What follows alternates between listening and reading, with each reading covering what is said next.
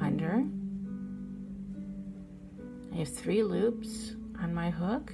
I'm going to wrap, go around, go over the first 2 loops, wrap, and go under the last 2. Now a shell, that's a double crochet in the round. Now a shell is 3 double crochets.